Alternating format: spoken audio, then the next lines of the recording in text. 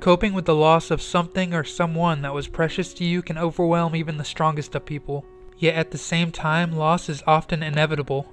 It's natural for the grieving process to be rough, and there's not even necessarily a right or a wrong way to deal with it. In fact, nearly everyone has to deal with loss at some point in their lives, and I don't think any two people ever really handle it the same way. Though the loss of someone close to you is always tough to deal with, it can be especially traumatic when the loss is an unexpected one rather than a predictable one. Regardless, loss is not something that people will ever really be able to simply get over, but rather it's something that they have to learn to live with. In Anohana, the main cast struggle to overcome the shocking loss of a dear friend from their past. As a result, we get to observe how each character individually tries to cope with the loss, as well as how they adapt to the changes that come with it. One such character was Atsuma Matsuyuki, otherwise known as Yukiatsu, who is shown to have arguably struggled with Menma's loss more so than anyone else, despite the initial facade he originally puts up.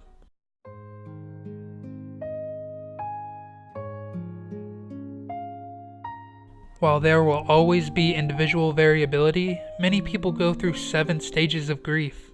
Depending on the person, these stages can occur out of order or even simultaneously, and therefore the 7 stages are simply a loose interpretation of what someone who's dealing with loss is going through on their road to recovery.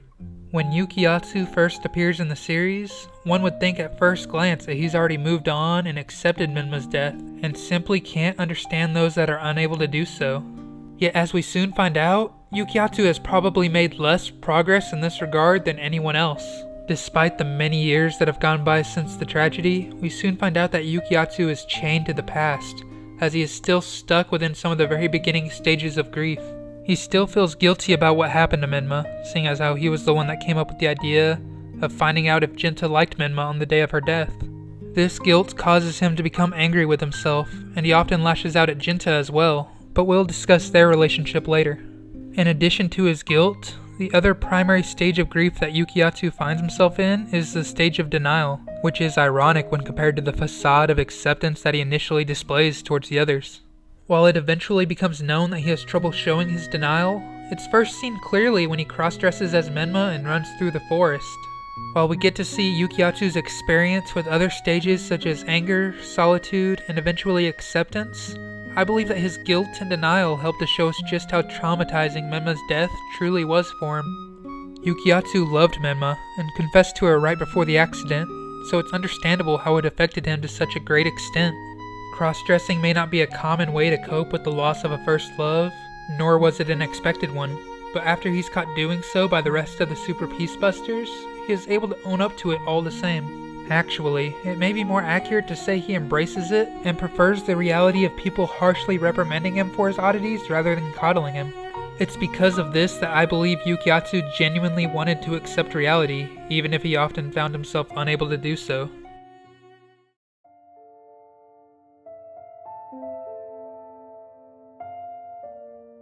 Comparing one's strength to another's weakness never bears accurate results, but rather overshadows or ignores the things that make them unique.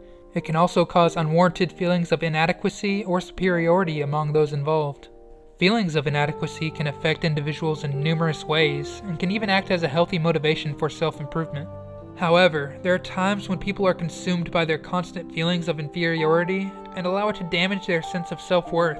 When Yukiatsu was young, he had a crush on Menma and felt as if Menma chose Jinta over him, which caused him to feel as if he was inferior to Jinta, despite there being no real primary basis for that inferiority.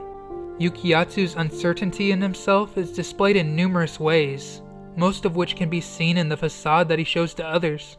While self-improvement is never really a bad thing, Yukiatsu overcompensates in most facets of life and keeps himself busy in an attempt to escape the truth of his past.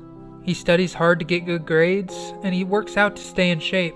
He also knows that most girls generally find him to be attractive, yet despite all of his good qualities, none of them truly help to repair his damaged ego. Since the inferiority complex from his past doesn't find itself rooted in any tangible goals, but is instead primarily centered around Menma, he finds himself unable to escape it no matter how great of a person he becomes or how busy he stays. The other primary way his self-hatred is displayed is through the constant insults he seemingly hurtles towards Jinta. While it may initially appear that the myriad of harsh words are targeted at Jinta, it later becomes known that most of these words are targeted towards himself. His feelings of inferiority come off as feelings of superiority to most, yet those closest to him realize that he feels more disdain towards himself than anyone else. As a result of the inferiority complex from his past, along with the thought of Menma appearing before Jinta instead of himself, his selfish resentment and jealousy towards Jinta holds steady until the series finale, when everyone is able to genuinely reflect upon themselves and open up to the rest of the Super Peacebusters as well.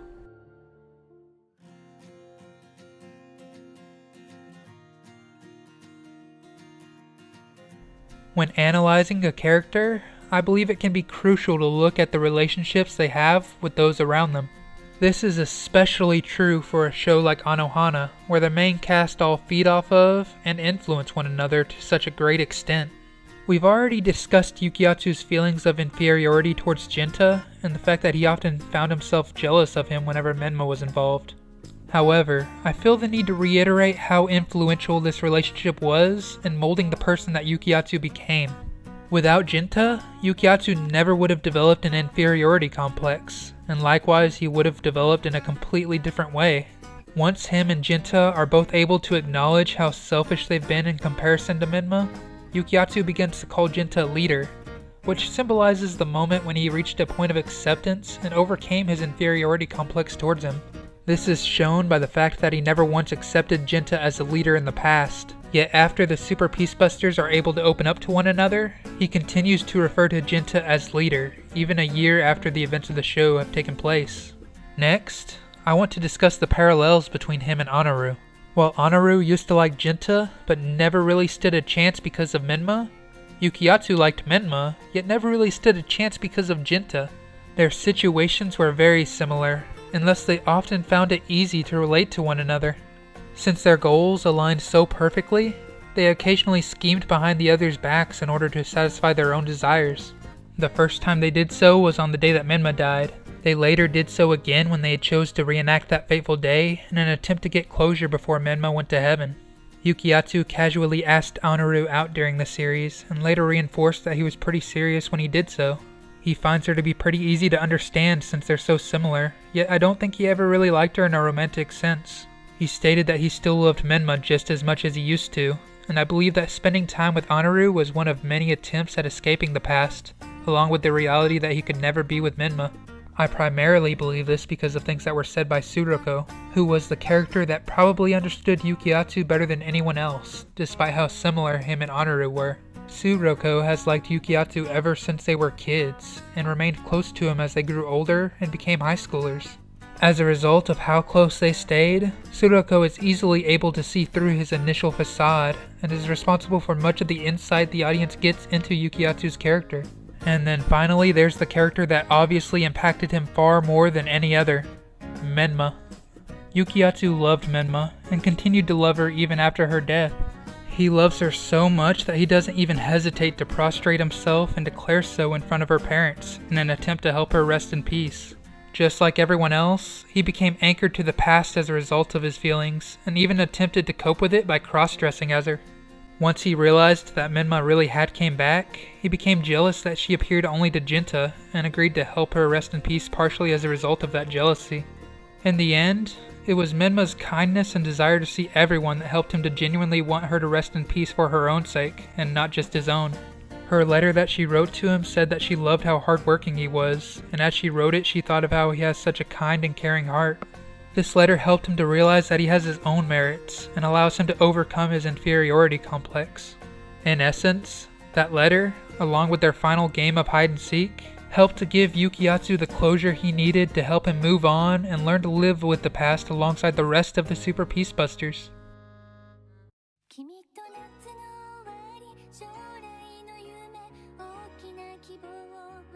Yukiatsu loved Menma when they were kids, and as a result struggled to come to terms with her passing. He became anchored to the past, and blamed himself for her death. I believe he genuinely wanted to accept reality, but simply found himself unable to do so. He also develops an inferiority complex towards Jinta that spurs him on to excel academically, yet since there's no real primary basis for his feelings of inadequacy, no amount of success helps to heal his damaged ego. Instead, he is able to overcome the uncertainty in himself upon opening up to his friends and receiving closure with Minma. A year after the events of the show, it was shown that his closure and acceptance of reality helped him to obtain a newfound self-confidence as he was finally able to acknowledge his own strengths and merits. Dealing with loss can be an excruciatingly painful experience, and no two people ever really handle it the same way.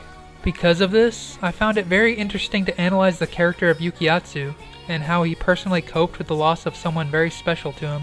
I hope you all enjoyed the video, and remember to leave your thoughts on Yukiatsu, along with any other anime characters you'd like for me to analyze, down in the comment section below. Thank you all for watching, and Anime Dude out.